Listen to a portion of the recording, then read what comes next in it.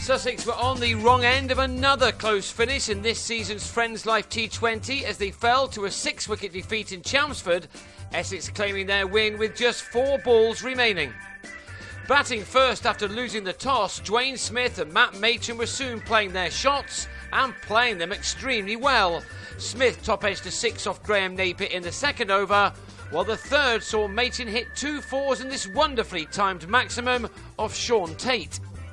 But the over also saw the back of Smith, who didn't quite get enough on this pull shot and was caught by Hamish Rutherford to bring an end to the opening partnership on 39. It was a rapid start from the Sharks and, although they couldn't quite keep up that extraordinary rate, both Machin and Rory Hamilton-Brown kept on finding the boundary.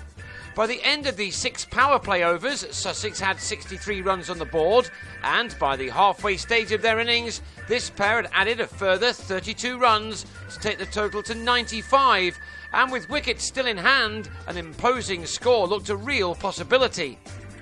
Machin batted superbly, and by the end of the 10th over, he'd completed his maiden T20 50 in his 14th match. He got to it off only 26 deliveries, from which he'd hammered 7 fours and 1 6, and he'd laid an ideal platform for the rest. Alas, he was soon out. He just hit Tim Phillips for another boundary, but then was LBW on the reverse to go for an enterprising 30-ball 57.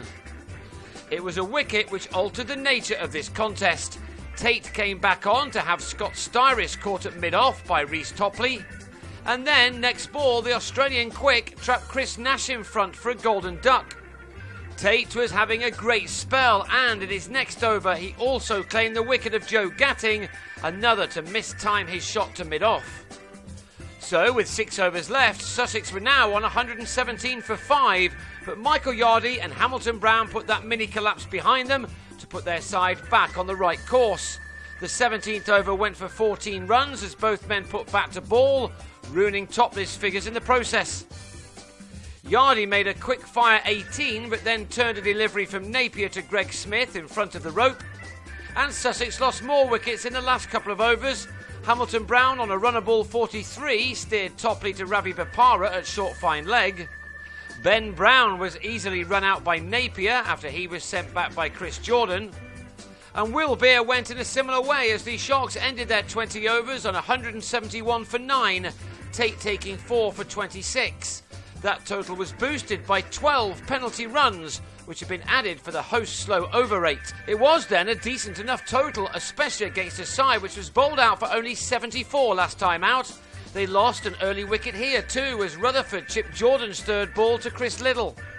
But Essex were soon on their way. O.A. Shah used his powerful bottom hand to biff Styris over long on. But after Smith had taken Liddle for 3 fours off 3 balls, he nicked Jordan behind.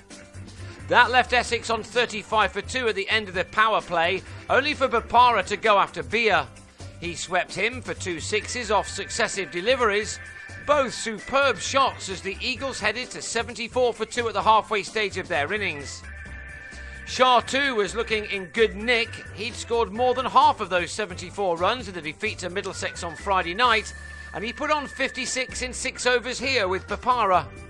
The England man fell in the 12th over with a score on 91 when he helped Smith out to Jordan to depart on a 35, which had importantly come off only 21 balls. Ryan Tender-Scarter also played an important role. He hit his 3rd ball over the ropes as Essex tried to keep up with the rate, which had now been increased to nearly 10 per over off the final 6. So it was Sussex who had the edge when Shah holed out to Smith off Yardie after making 40 off 36 balls. By the end of Yardie's over, Essex were on 121 for 4 and needed 51 more off the final 5 overs. 10 came off over number 16, and then Yardie was whipped over mid-wicket by James Foster in an over that cost a dozen. It was the 18th over when Essex finally moved ahead in the game. Tender-Scarter made the most of Jordan's slower ball and pulled it for another 6, which took the runs required down to 12 off the last 2 overs. Liddle then dealt with the pressure really well, keeping his side interested with an over which went for only 6, leaving the Eagles the same amount to get off the last one.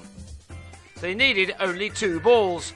Tender Scarter dragged a Jordan full toss through mid-wicket to take his side home, ending on 42 as he and Foster put on 57 of only 30 deliveries.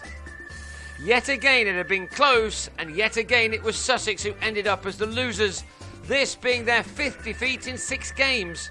They do at least have the opportunity to do the double over Middlesex, who are next up at Hove on Tuesday evening.